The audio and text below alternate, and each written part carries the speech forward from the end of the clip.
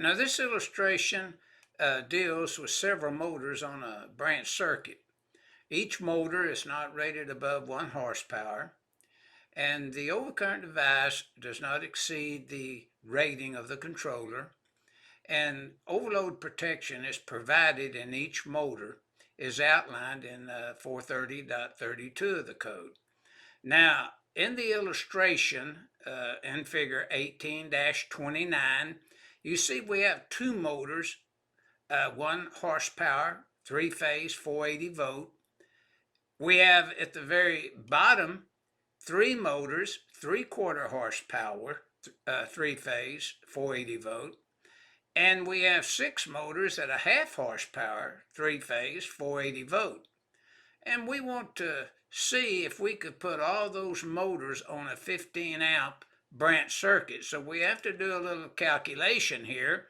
So step 1, 430.6A1 of the code refers you to our table 430.250 for 3-phase motors. And we have a 1/2 horse 1.1 amp listed there, a 3/4 at 1.6 amp listed there, and a 1 horse at 2.1 amp listed there. Now in step 2, we perform the requirements of 430.53A.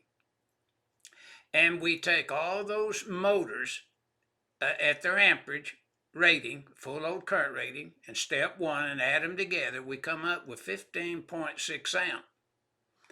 Now, in step 3, we just show basically that if you take 1 and divide it by 125%, you derate the loading of the breaker 80%.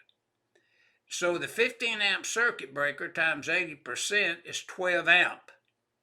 So in note 4, we verify the loading of 15.6 on that 15 amp breaker at 80%. And in step 4, 15.6 amps is greater than 12. So the 11 motors are not permitted to be connected to that 15 amp branch circuit. We would have to remove some of the motors to get into that 80% rule.